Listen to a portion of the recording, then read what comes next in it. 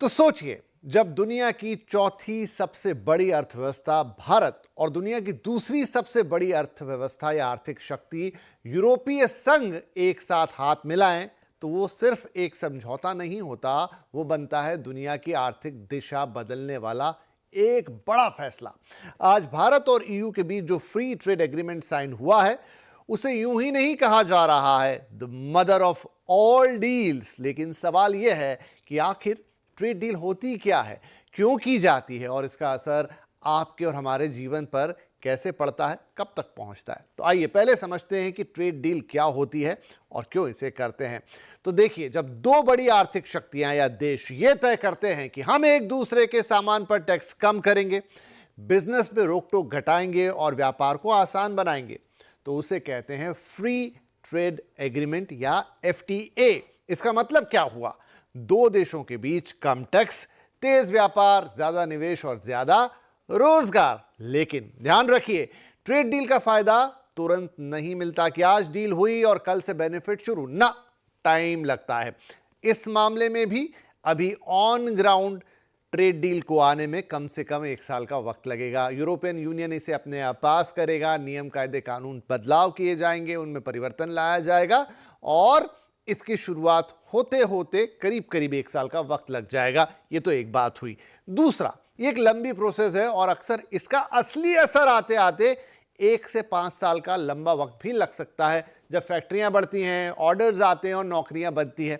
याद कीजिए, भारत में लिबरलाइजेशन हुआ था 1992 में और उसका सही मायनों में असर आते आते नई सहस्त्राब्दी आ गई थी, यानी सन 2000 के आसपास हमने उसके इंपैक्ट को आता हुआ देखा था। तो बड़े आर्थिक फैसले अपना असर दिखाने में थोड़ा सा वक्त लेते हैं और यहां पर भी कुछ ऐसा ही नजर आएगा, लेकिन ऑन ग्राउंड इंप्लीमेंटेशन 1 साल में शुरू हो जाएगा। अब समझते हैं कि यह डील कितनी बड़ी है और इसके क्या मायने हैं। भारत और यूरोपीय संघ यानी दुनिया की करीब 25% जीडीपी को हम रिप्रेजेंट करते हैं मिलके। अब आप इससे समझ लीजिए कि डील कितनी बड़ी है, यानी पूरे विश्व की 1/4 अर्थव्यवस्था अब एक आर्थिक कॉरिडोर में जुड़ गई है, यूरोपियन यूनियन और भारत की इस डील के साथ। ईयू के 27 देशों से भारतीय कंपनियां और कारोबारियों को अब $20 ट्रिलियन का बाजार मिलने जा रहा है। और अब जबकि यह डील हो गई है, भारत के 99% से ज्यादा एक्सपोर्ट्स को ईयू में एंट्री मिल गई है। हजारों उत्पादों पर टैक्स सीधे जीरो होगा। सर्विसेज, इन्वेस्टमेंट और प्रोफेशनल मोबिलिटी के लिए नए मौके बनेंगे। यही वजह है कि इसे कहा जा रहा है मदर ऑफ ऑल डील्स। तो भारत के लिए इसका मतलब क्या है, और विस्तार में जाते हैं। इस डील से करीब 6.5 लाख करोड़ रुपए के एक्सपोर्ट्स को सीधा बूस्ट मिलने वाला है। लेकिन यह सिर्फ बड़े उद्योगों की कहानी नहीं रहने वाली है। तो फायदा और किस किस को मिल सकता है? फायदा मिलेगा देश के किसानों को, मजदूरों को, कारीगरों को और एमएसएमईज को। यह डील सर्विसेज और इंडियन प्रोफेशनल्स के लिए क्रांतिकारी बदलाव लाएगी। पहली बार भारत के सर्विस सेक्टर को ईयू के 144 सर्विस सब सेक्टर्स में पहुंचने का मौका मिलेगा। मतलब आईटी, फाइनेंस, शिक्षा, टूरिज्म, प्रोफेशनल सर्विसेज, इन सब के लिए यूरोप के दरवाजे पहले से कहीं ज्यादा अब हमारे लिए खुल जाएंगे। इतना ही नहीं, अब भारतीय प्रोफेशनल्स को कॉन्ट्रैक्चुअल सर्विस सप्लायर के रूप में 37 सेक्टरों में एंट्री मिलेगी। इंडिपेंडेंट प्रोफेशनल्स को 17 हाई स्किल सेक्टर्स में मौका मिलेगा और पहली बार यूरोप में परिवार के साथ काम करने की सुविधा भी मिलेगी। साथ ही साथ सोशल सिक्योरिटी एग्रीमेंट की दिशा में भी रास्ता साफ नजर आ रहा है, यानी यूरोप में अब टेम्परेरी काम नहीं बल्कि एक टिकाऊ करियर के लिए रास्ता साफ हो जाएगा। ठीक है, ये एक बात हो गई। आगे बढ़ते हैं। युवाओं के लिए नया भविष्य बनेगा। कैसे? ईयू में पढ़ाई करने वाले भारतीय युवाओं को अब 9 से 12 महीने तक जॉब सर्च का गारंटीड मौका दिया जाएगा। मतलब पढ़ाई के बाद सीधा ग्लोबल करियर का एक ब्रिज उन्हें मिलेगा। यही बनेगा आने वाले सालों में भारत की नॉलेज इकोनॉमी का सबसे बड़ा और सबसे पोटेंशियल हथियार। अब किसानों की बात। किसानों के लिए भी इस डील में बड़ी राहत और एक बड़ा बाजार निकल कर आ रहा है। डील में वैसे तो डेयरी, अनाज, पोल्ट्री जैसे संवेदनशील सेक्टर्स को पूरी तरह से सुरक्षित रखा गया है, उनको कोई दिक्कत नहीं होगी भारत में। लेकिन चाय, कॉफी, मसाले, फल, सब्जी, प्रोसेस फूड को यूरोप में जीरो ड्यूटी पर अब एंट्री मिल जाएगी। अब असम की चाय, केरल के मसाले, अंगूर, खीरा, घी, प्याज, स्वीट कॉर्न और ऐसे तमाम फूड आइटम्स सीधे यूरोप की शेल्फ पर पहुंचेंगे, जो कि सस्ते भी होंगे और दूसरे प्रोडक्ट्स को टक्कर भी दे रहे होंगे। मतलब किसानों की आमदनी में सीधा सीधा उछाल। हां, लेवल या जो प्रोडक्ट की क्वालिटी है उसको जरूर उठाना पड़ेगा।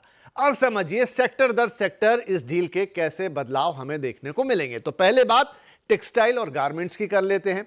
टैक्स 12% से सीधे जीरो हो जाने वाला है। मतलब तिरुपुर, सूरत, लुधियाना और हैदराबाद जैसे शहरों को बड़ा फायदा। अब यूरोप के 263 अरब डॉलर के मार्केट में भारत की एक असली एंट्री होगी। ज्यादा ऑर्डर यानी ज्यादा फैक्ट्रियां और ज्यादा नौकरियां यहां दिखाई देंगी। बात कर ले लेदर और फुटवेयर की, तो यहां भी 17% टैक्स से अब जीरो टैक्स हो जाएगा। तो कानपुर, आगरा, वेल्लोर, अंबूर ऐसे शहरों को सीधे सीधे 100 अरब डॉलर के ईयू के इस मार्केट में एंट्री मिलेगी और मुकाबला करने का मौका मिलेगा। एमएसएमई सेक्टर के लिए गेम चेंजर हो जाएगी ये डील, जहां इलेक्ट्रॉनिक्स इस कैटेगरी पर लगभग पूरी तरह से टैक्स खत्म होने वाला है। नोएडा, पुणे, हैदराबाद, राजकोट, विशाखापट्टनम जैसे शहरों को सीधा फायदा होगा और अब भारत बनेगा इलेक्ट्रॉनिक सप्लाई चेन का एक नया हब, चीन को टक्कर देगा।